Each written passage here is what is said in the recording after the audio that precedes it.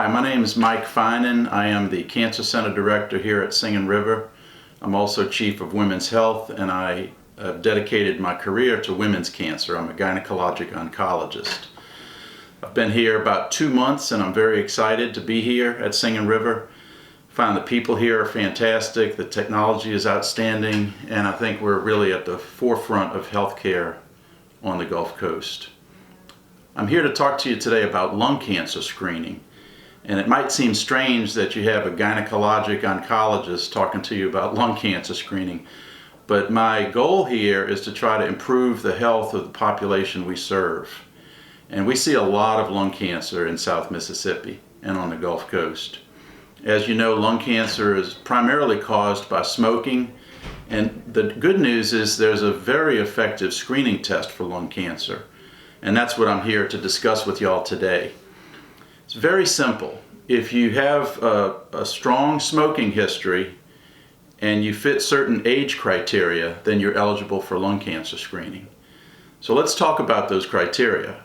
First, if you're between the ages of 55 and roughly 80, then you may be a candidate. So anyone over the age of 55 should talk to their primary care provider about this. The second criteria is your smoking history. And that's easy to calculate. It's basically how many pack years you've smoked. And the cutoff is a minimum of 30 pack years. And essentially the way you calculate that is if you smoke 1 pack a day for 30 years, that's 30 pack years. If you smoke 2 packs of cigarettes a day for 15 years, 2 times 15 is 30 years. So it's that simple.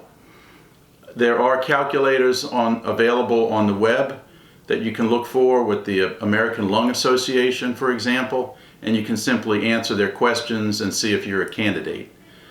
Most importantly, you should discuss it with your primary care provider. Now let's talk about the test. The test is very simple. It's called a low-dose CT, and it's probably the simplest, easiest, and most comfortable and convenient cancer screening test that you can do. We've all heard about mammograms and colonoscopies and pap smears, and really we can only screen for about a handful of cancers if you think about it. Out of over 100 cancers that can affect the body, things like kidney cancer, stomach cancer, pancreatic cancer, cancers of the brain, these are all scary, and we can't screen for them. Ovarian cancer is another one that I see, and we can't really screen for that because we don't have an effective screening test.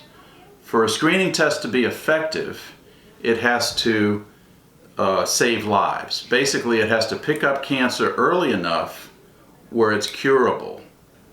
And examples of those, I'll give you the examples of the handful of tests that have been proven with scientific evidence to save lives.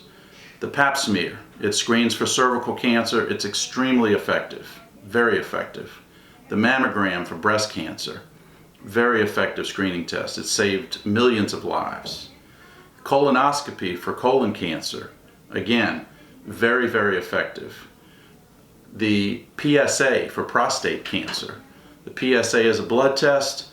It was debatable initially whether it truly does save lives, and it's been de-emphasized by the United States Preventive Health Task Force, but most men get their annual PSA once they're eligible, and most men want to get their prostate cancer treated.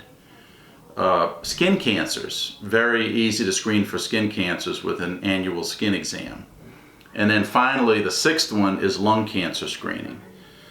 Lung cancer is very prevalent in South Mississippi. It's curable if caught in stage 1. This is a curable cancer.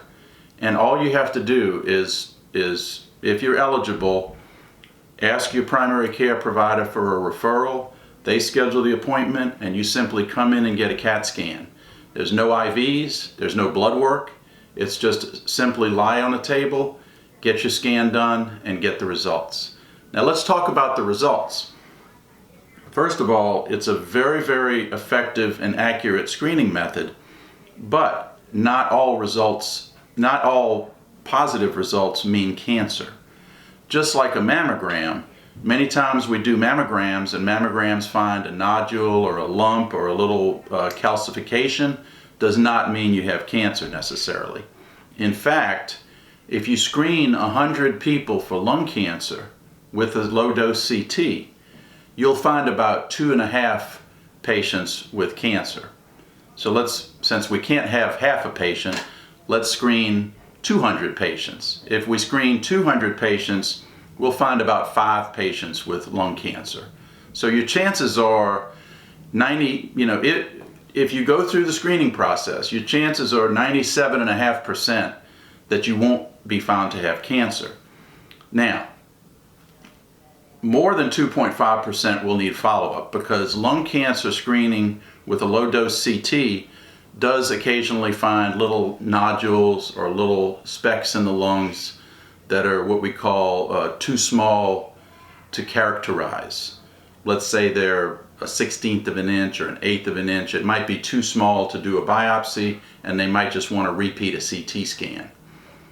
That's good news, because your doctors are keeping a very close eye on you, and the radiologists are looking very carefully.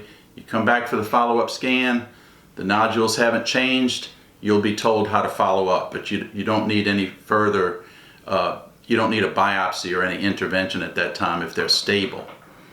Another category is a suspicious nodule that looks like cancer. Then you'll be referred to a pulmonary doctor, a doctor who specializes in the lungs, and they can take a look down the trachea and into the little tubes that you breathe air in and out of, the bronchi, and they can see if there's something that can be biopsied. If they can't get to it through that method, then you may be referred to an interventional radiologist who may be able to do a biopsy. Ultimately, the goal here is to save lives, and if we can diagnose these lung cancers early, in stage 1, they are curable. So I would urge you to think about your family, your spouse, your significant other, think about your children, your grandchildren. It's scary to be screened for cancer, because if it's positive, many people are scared to get that result. But it's much better to catch it early where it's curable. And now we have these 6 cancers that we can screen for. Remember, the pap smear for cervix, mammogram for breast, colonoscopy for colon, PSA for prostate, an annual skin exam for skin cancers, and then the ultimate test is the CT scan of the lung, low-dose CT of the lung. I would urge you, if you fit the criteria, talk to your primary care provider about it, get the test done. It's covered by insurance, it's covered by Medicare, and if you don't have insurance, then the cost is about $200, and there's help available in the community in many cases for patients who qualify. So get your low-dose CT if you're at risk. Thank you.